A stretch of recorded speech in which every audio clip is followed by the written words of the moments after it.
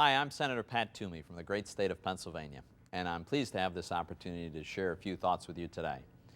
Like a lot of Americans all around the country, I'm deeply concerned about the lack of job growth and our stagnant economy. Now, President Obama inherited a weak economy, but by nearly every measure, he's made the economy worse. Over 2 years ago, his administration told us that passing his $787 billion stimulus bill would keep unemployment below 8%. Instead, since the stimulus was enacted, our economy has lost more than 1.3 million jobs, and the unemployment rate has averaged over 9%. Today, fewer people are working, gas prices are higher, home values are lower, wages are weaker, health care is more expensive, taxes are heading higher, and our federal deficits are much larger than when President Obama took office. Clearly, the policies of this administration are not working. So what went wrong? Well, a big part of the problem has been job-killing regulations. Every day, small business owners, job creators, and entrepreneurs are bombarded with new regulations and higher costs, discouraging these employers from expanding their businesses and hiring additional workers. This is what I hear when I travel across my home state of Pennsylvania. Whether I'm touring a manufacturing plant, talking to dairy farmers or energy producers, visiting a trucking company, or meeting with medical device makers, the message I hear is the same. The crushing burden of federal regulations is making it increasingly difficult for them to grow their new businesses, hire new workers, and in some cases, just keep their doors open. For example, it can sometimes take years for a new life-saving medical device to be approved by the FDA. A hot dog factory can wait months for federal regulators to approve food product labels, throwing their entire production schedule off. Future investment in broadband networks has been jeopardized by burdensome new internet regulations adopted by the FCC.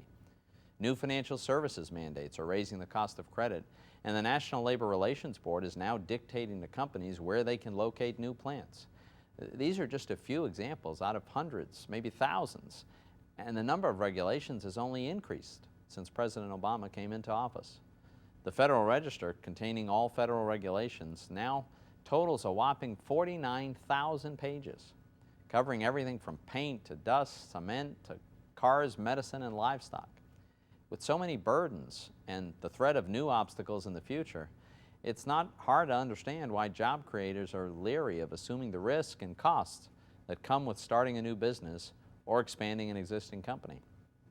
As a former small business owner who ran several restaurants with my brothers, I can attest to the burden these regulations impose on our job creators. Despite all these obstacles, I remain very optimistic about our future. Americans are still the hardest working, most industrious and innovative, most entrepreneurial people in the world.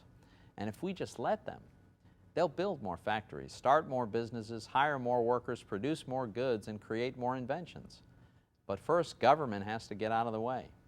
Of course, we need some regulations to keep us safe, but these regulations must be enacted in a thoughtful manner and with a careful consideration to the impact they have on jobs. First, we should start by eliminating some of the most harmful regulations already on the books, including the President's health care bill with its maze of new costly rules.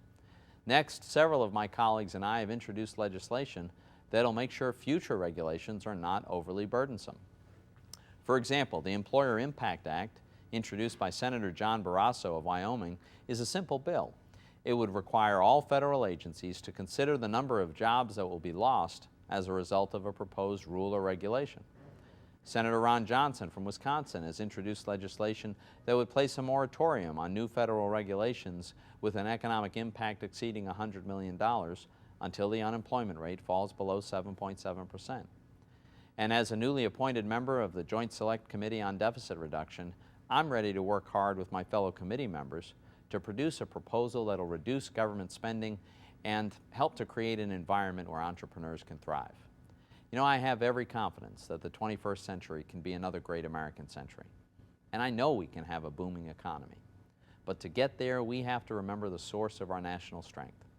Our strength doesn't come from a bigger government controlling our economy.